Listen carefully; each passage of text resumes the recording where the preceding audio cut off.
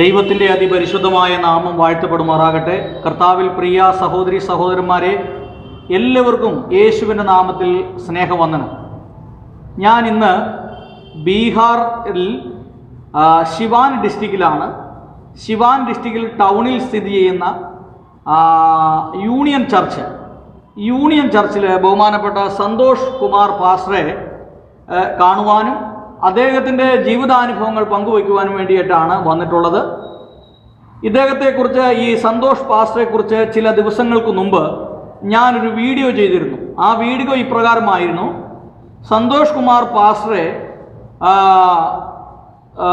Police സ്റ്റേഷനിൽ പിടിച്ചുകൊണ്ട് പോവുകയും അതിനു മുമ്പായി ചില വക്കീൽമാരെല്ലാം ചേർന്ന് അദ്ദേഹത്തെ മർദ്ദിക്കുവാനായിട്ട് ഇടയായിത്തീർന്നു. നോർത്ത് ഇന്ത്യയിലെ സുവിശേഷ പ്രവർത്തനങ്ങൾ വലിയ പ്രതിസന്ധിയിലാണ് എന്നും സുവിശേഷകന്മാർ പലരും വലിയ പീഡനത്തിലൂടെ കടന്നു പോകുന്നു, അതുപോലെ നീതിന്യായ വ്യവസ്ഥയിൽ നിന്നും അവർക്ക് ന്യായമായ സഹായങ്ങൾ കിട്ടുന്നില്ല എന്നൊക്കെ പറഞ്ഞ് ഞാനൊരു വീഡിയോ ചെയ്തിരുന്നു. അത് ഈ ബഹുമാനപ്പെട്ട പാസ്റ്ററെക്കുറിച്ചാണ്. ഞാൻ ഈ വീഡിയോ ചെയ്യുന്ന കേരളത്തിലായിരിക്കുമ്പോൾ, എന്നാൽ ഈ ബീഹാറിൽ കടന്നു വന്ന് സിവാൻ ഡിസ്ട്രിക്റ്റിൽ കടന്നു വന്ന് ഈ പാസ്റ്ററെ കാണാൻ കഴിഞ്ഞത് എൻ്റെ ജീവിതത്തിൽ വലിയൊരു ഭാഗ്യമായിട്ട് ഞാൻ കണക്കാക്കുകയാണ്. അതുപോലെ ഈ ദിവസങ്ങളിൽ അനവധി പാസ്റ്റർമാരെ നിങ്ങളുടെ മുമ്പിൽ പരിചയപ്പെടുത്തുവാൻ ആഗ്രഹിക്കുകയാണ്. നിങ്ങൾ ഈ പ്രിയപ്പെട്ടവർക്ക് വേണ്ടി പ്രാർത്ഥിക്കുകയും, ഇദ്ദേഹത്തിൻ്റെ നമ്പർ ഞാൻ ഇതിനകത്ത് ഇടുന്നുണ്ട്. നിങ്ങൾക്ക് നോർത്ത് ഇന്ത്യൻ മിഷണറി പ്രവർത്തനങ്ങളെ സഹായിക്കാൻ നിങ്ങൾക്ക് താല്പര്യമുണ്ടെങ്കിൽ ഈ പ്രിയപ്പെട്ട പാസ്റ്റർമാരെയൊക്കെ വിളിക്കുകയും അവരെ നിങ്ങൾ ഉത്സാഹിപ്പിക്കുകയും ചെയ്യണം എന്ന് ഓർമ്മപ്പെടുത്തുകയാണ്. ഈ ഇദ്ദേഹത്തിൻ്റെ അനുഭവ സാക്ഷ്യം ട്രാൻസ്ലേഷൻ ചെയ്യാനായിട്ട് ബഹുമാനപ്പെട്ട NM ജോസഫ് പാസ്റ്ററാണ്. NM ജോസഫ് പാസ്റ്റർ ഇദ്ദേഹത്തിൻ്റെ പ്രസംഗം പരിഭാഷപ്പെടുത്തും. നിങ്ങൾ വളരെ ശ്രദ്ധയോടുകൂടി ആയിരിക്കാം. ഇദ്ദേഹത്തിൻ്റെ ജീവിതാനുഭവങ്ങൾ നിങ്ങളുടെ ജീവിതത്തിൽ ഒരു അനുഗ്രഹമായി തീരട്ടെ എന്ന് ഞാൻ ആത്മാർത്ഥമായി പ്രാർത്ഥിക്കുന്നു. मैं परमेश्वर का धन्यवाद देता हूं कि प्रभु ने आज मुझे एक मौका दिया कि आप लोगों के बीच में मैं अपनी गवाही दे सकूं. കർത്താവിന് മഹത്വമുണ്ടാകട്ടെ. നിങ്ങളുടെ മധ്യേ എൻ്റെ അനുഭവ സാക്ഷ്യം പങ്കുവയ്ക്കുന്നതിൽ എനിക്ക് വലിയ സന്തോഷമുണ്ട്. और मैं बहुत ही शुक्रिया अदा करता हूं पास्टर NM जोसेफ जी का भी, जो हमारे बीच में आए और मुझे एक मौका दिया है कि मैं आपके बीच में एक अपने जीवन की गवाही दे सकूं. और पास्टर NM ജോസഫിന് നന്ദി പറയുന്നു. കാരണം എൻ്റെ ഒരിക്കൽ കടന്നു വരുവാനും എൻ്റെ സാക്ഷ്യം നിങ്ങളുമായി പങ്കുവയ്ക്കാൻ ഒരു അവസരം തന്നതിനായി ദൈവത്തെ സ്തുതിക്കുന്നു. मेरा नाम पास्टर संतोष कुमार है और मैं फुल गॉस्पेल यूनियन चर्च में कार्यरत हूँ एज ए पास्टर, और सिवान ज़िले में मैं अपनी सेवकाई कर रहा हूँ. ഇവിടെ സിവാൻ ജില്ലയിൽ സിവാൻ പട്ടണത്തിലുള്ള ഫുൾ ഗോസ്പൽ യൂണിയൻ ചർച്ച് എന്ന സഭയിൽ ഞാൻ ചില വർഷങ്ങളായി ശുശ്രൂഷയിലായിരിക്കുന്നു.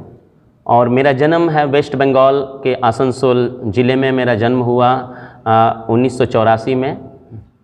1984 വെസ്റ്റ് ബംഗാളിൽ അസൻസോളിലാണ് ഞാൻ ജനിച്ചത്.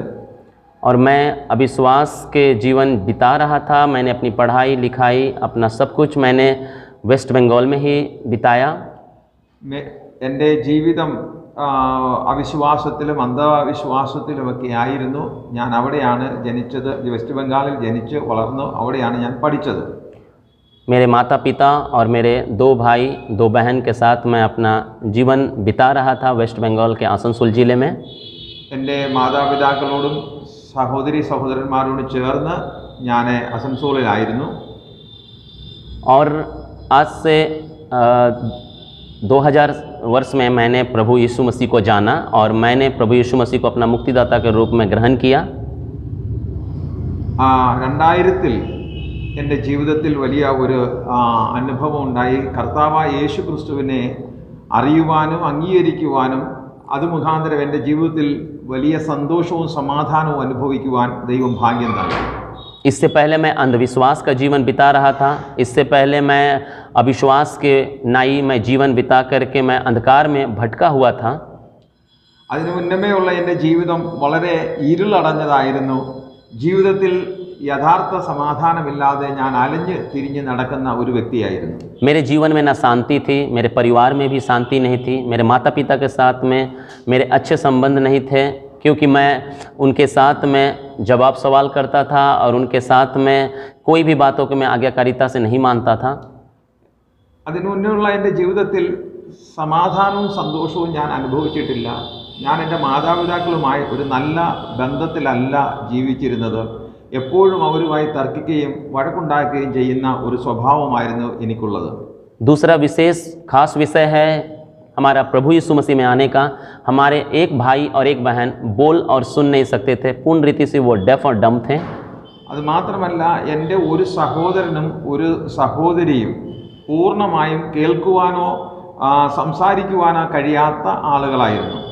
जिसके कारण हम सब अपने जीवन में बहुत ही आसान थे। इस विषय को देखकर मेरे माता पिता बहुत ही ज़्यादा दुखित थे कि आखिर ऐसा हमने कौन सा पाप किया जिसके कारण हमारे बच्चे गूंगे और बहरे हैं।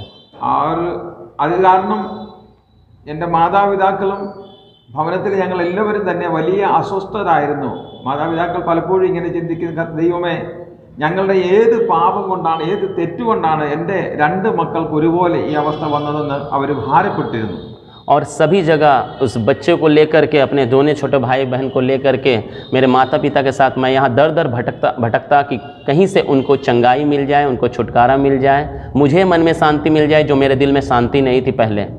എൻ്റെ ഈ അനുജനെയും അനുജത്തെയും മാതാപിതാക്കളും ചേർന്ന് ഞാനും ചെറുപ്രായത്തിൽ തന്നെ അനേക സ്ഥലങ്ങളിൽ, ആശുപത്രികളിലും അതുപോലുള്ള മറ്റ് സ്ഥലങ്ങളിലും കയറി ഇറങ്ങി എവിടുന്നെങ്കിലും ഒരു വിടുതൽ ഞങ്ങളുടെ ഭവനത്തിൽ ഉണ്ടാകുമെന്ന് ഞങ്ങൾ ആശിച്ചു.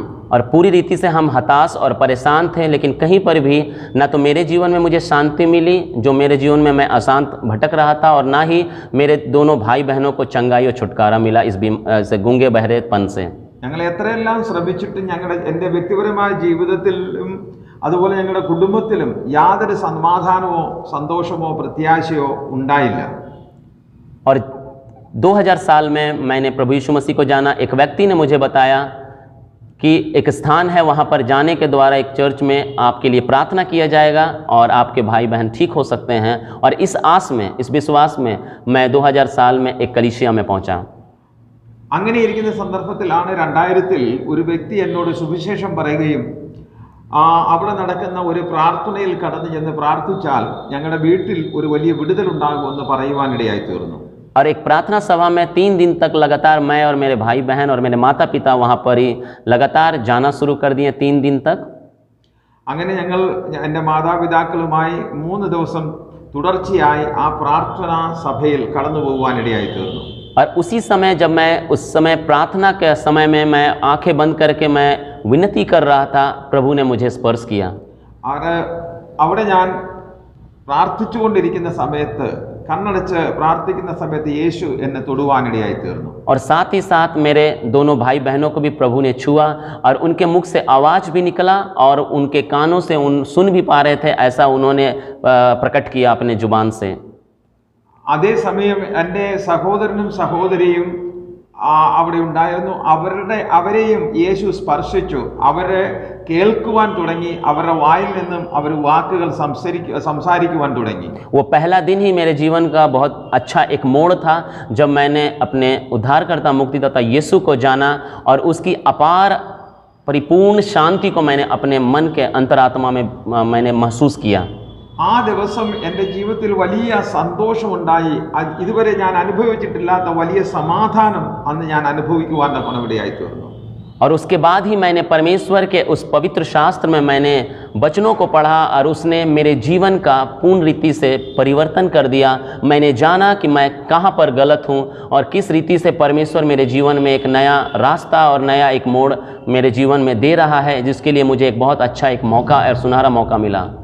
അങ്ങനെ ഞാൻ വിശുദ്ധ വേദപുസ്തകം വായിക്കുവാൻ തുടങ്ങിയപ്പോൾ എൻ്റെ ജീവിതത്തിൽ കുറവുവശങ്ങൾ എവിടെയാണ്, എൻ്റെ കുറ്റങ്ങൾ എവിടെയാണെന്ന് എനിക്ക് തിരിച്ചറിയുവാനും അത് തിരുത്തുവാനും നല്ല ഒരു ജീവിതം ആരംഭിക്കുവാൻ ദൈവം എന്നെ സഹായിച്ചു. एक नहीं, 2 नहीं, 3 नहीं, बल्कि ऐसे हजारों सच्चाइयों को मैंने जानी जिसका भूखा और प्यासा था मैं शुरू से।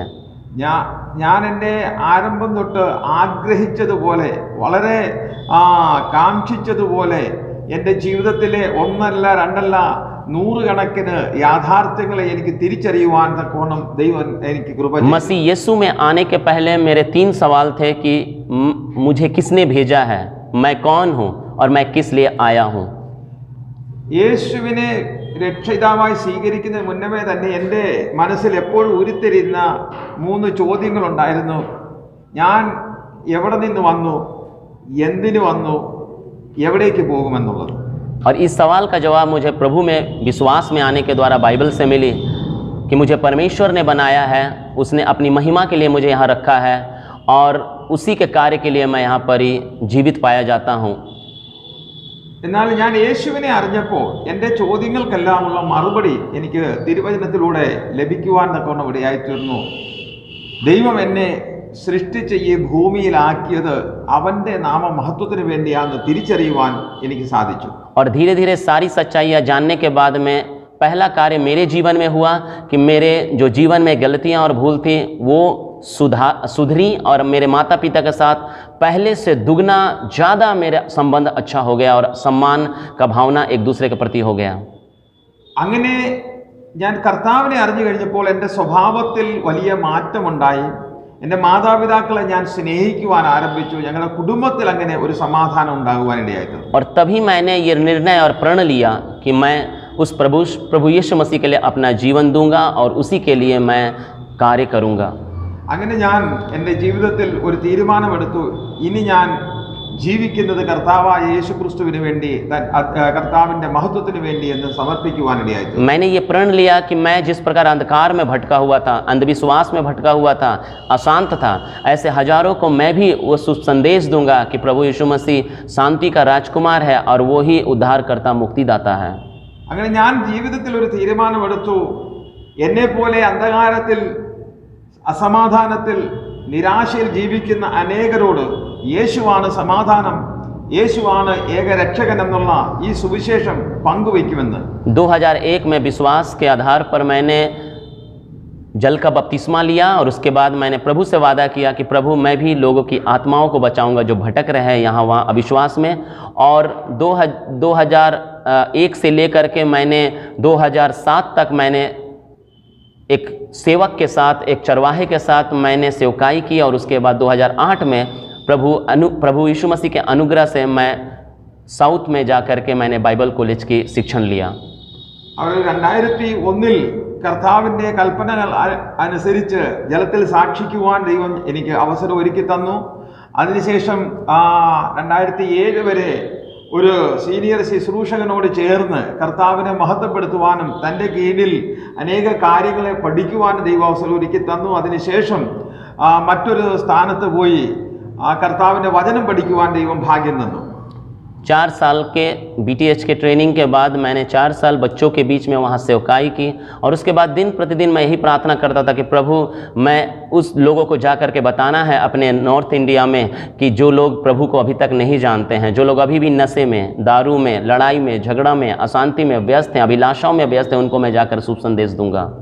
4 വർഷം എൻ്റെ വേദ പഠനത്തിന് ശേഷം 4 വർഷം ആ സ്ഥലത്ത് തന്നെ കുട്ടികളുടെ ഇടയിലുള്ള ശുശ്രൂഷകൾ ചെയ്യുവാൻ ദൈവം എനിക്ക് ഭാഗ്യം തന്നു.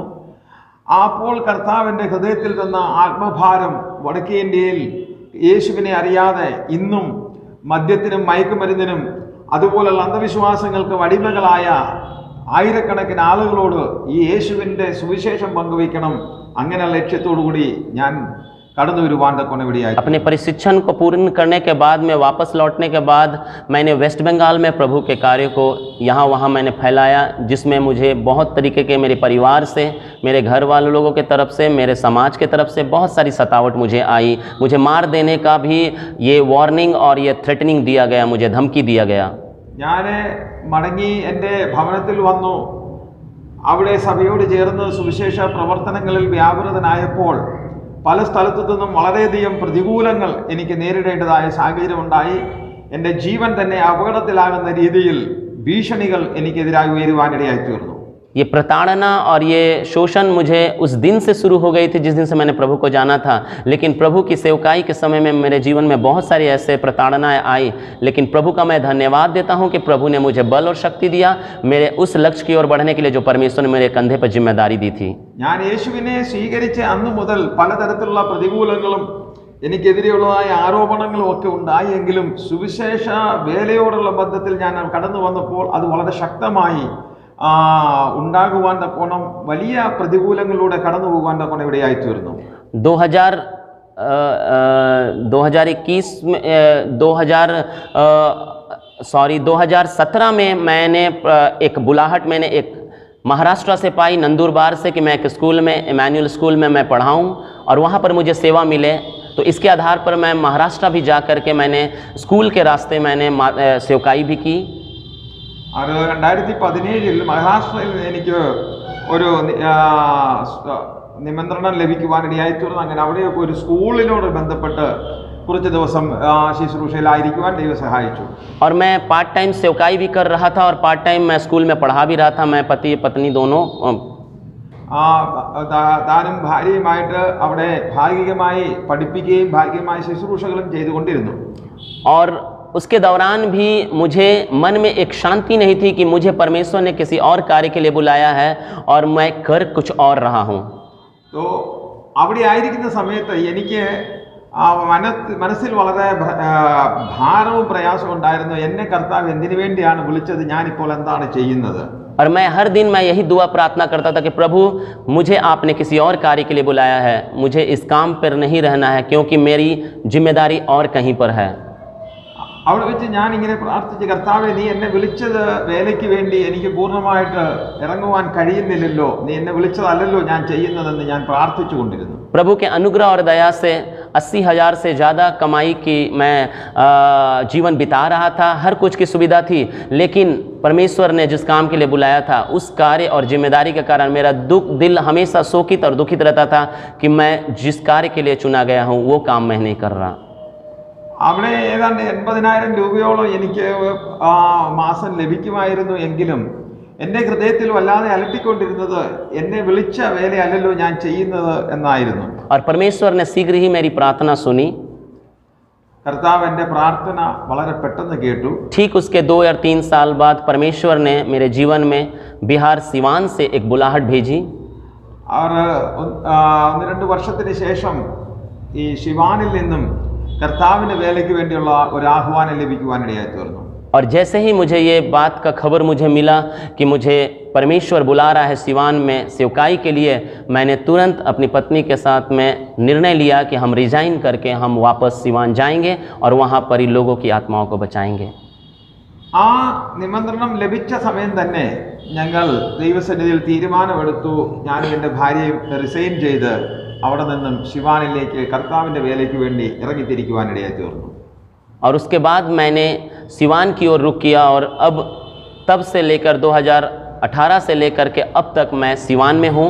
फुल गॉस्पेल यूनियन चर्च कलीसिया के आधार पर माध्यम से मैं सेवकाई कर रहा हूँ गांव-गांव में।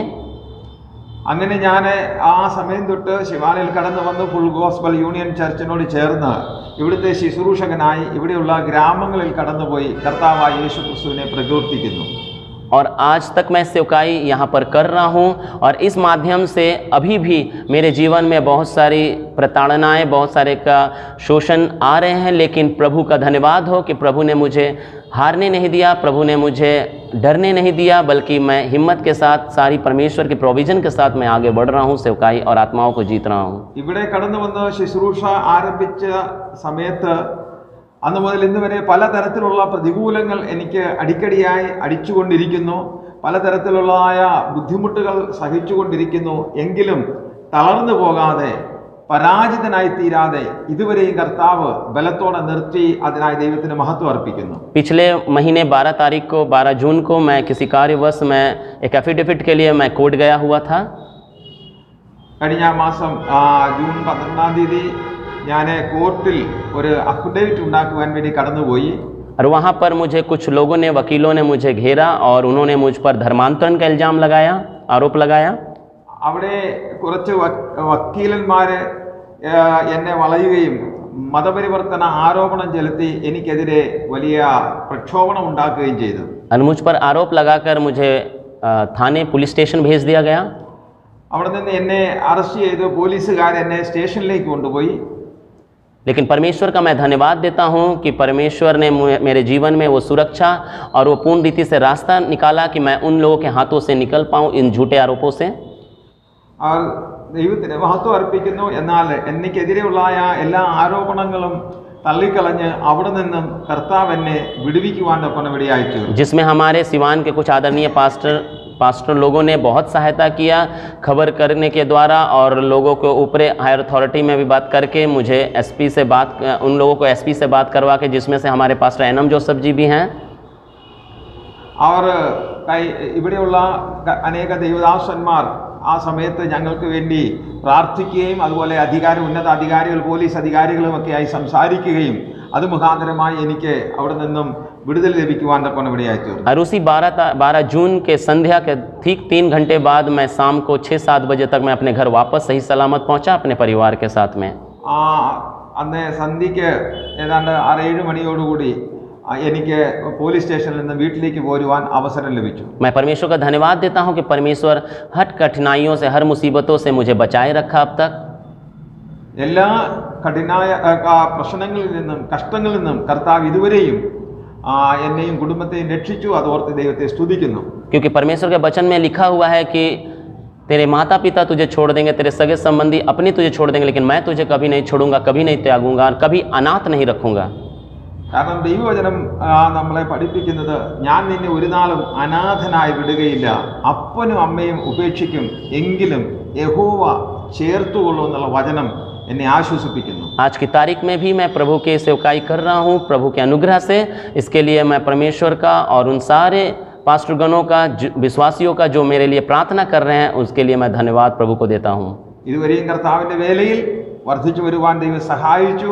ഞങ്ങളെ ഓർത്ത് പ്രാർത്ഥിച്ചുകൊണ്ടിരിക്കുന്ന എല്ലാ ദൈവമക്കൾക്കും ദൈവദാസന്മാർക്കും ഹൃദയംഗമായി നന്ദി അർപ്പിക്കുന്നു. वर्तमान में मैं अपने उन सारे कोवर्करों को, पास्टरों को, मैं युवा पास्टरों को मैं ये संदेश देना चाहता हूँ कि वो कभी भी अपने इस लक्ष्य से पीछे ना हटें, हिम्मत के साथ आगे बढ़े, क्योंकि उनके साथ यहोवा परमेश्वर है, प्रभु यीशु मसीह का लहू उन्हें ढका है, और उनके जीवन में उस अनंत जीवन का जो लक्ष्य उनके जीवन में है वो उनके जीवन में पूरा होगा। എന്നെ കേട്ടുകൊണ്ടിരിക്കുന്ന എല്ലാ ദൈവമക്കളോടും യൗവനക്കാരായ പ്രിയപ്പെട്ടവരോട്, സുവിശേഷകരോട് എനിക്ക് പറയുവാനുള്ളത്, നാം ഒരു കാരണവശാലും നാം പരാജിതരായി തീരരുത്, ഒരു കാരണവശാലും നാം നിരാശരാകരുത്. ഏത് പ്രതിസന്ധികളിലും തളർന്നു പോകാതെ നാം കർത്താവിന് വേണ്ടി നിൽക്കണം. കാരണം യേശുവിൻ്റെ രക്തം നമ്മളെ പൊതിഞ്ഞ് നമുക്ക് കാവലായിട്ടുണ്ട്. കർത്താവ് നമ്മളോട് കൂടെയിരിക്കും. കർത്താവ് തക്ക സമയത്ത് നമുക്ക് വേണ്ടി പ്രവർത്തിക്കും. ദൈവം നമ്മളെ ഒരിക്കലും കൈവിടുകയില്ല. नॉर्थ इंडिया के विभिन्न राज्यों में आज बहुत ही सतावट हो रही हैं, जिसके कारण से देखा जा रहा है कि बहुत ही ज़्यादा मुसीबतों का सामना पास्टरगणों को करना पड़ रहा है। लेकिन मैं जानता हूं कि जिस प्रकार हमारा परमेश्वर विश्वास योग्य है, विश्वास से योग्यता में हमें आगे बढ़ते रहना है, और परमेश्वर जरूर हमें विजयी देगा। നമുക്കറിയാം, ഉത്തരഭാരതത്തിൽ പല സ്ഥലത്തും അനേക പ്രതിസന്ധികൾ നടന്നുകൊണ്ടിരിക്കുന്നു. എന്നാൽ നമുക്കൊരു കാര്യം മനസ്സിലാക്കാം, കർത്താവ് നമ്മളോട് കൂടെയുണ്ട്. കർത്താവിൻ്റെ നാമം മഹത്വപ്പെടും. കർത്താവ് തൻ്റെ വേലയെ നമ്മളിലൂടെ നിവർത്തിക്കുവാൻ ഇവിടെയായിത്തീരും. मैं ये गवाही देने के समय मैं बहुत ही आनंदित महसूस कर रहा हूँ कि ये गवाही बहुतों के जीवन के लिए एक बहुत ही उत्साहित करने वाली और आशीष के योग्य बनेगी। ഞാൻ ഈ സാക്ഷി പറയുന്ന സമയത്ത് ഞാൻ ആഗ്രഹിക്കുന്നതും പ്രാർത്ഥിക്കുന്നതും എൻ്റെ സാക്ഷ്യം അനേകർക്ക് പ്രോത്സാഹനത്തിനും അനുഗ്രഹത്തിനും കാരണമായി തീരട്ടെ എന്നാണ്. कृपया मेरी पत्नी और मेरे 2 बच्चों के लिए सामर्थ्य और समर्पण के लिए आप प्रार्थना करें, और हमारी सेवकाई को आप हमेशा याद रखें अपनी प्रार्थनाओं में। നിങ്ങളുടെ വിലയേറിയ പ്രാർത്ഥനയിൽ എന്നെ ഓർത്തും എൻ്റെ ഭാര്യയ്ക്ക് വേണ്ടിയും എൻ്റെ 2 മക്കൾ സമർപ്പൺ അവർക്ക് വേണ്ടിയും നിങ്ങളുടെ പ്രാർത്ഥനയെ ചോദിക്കുന്നു.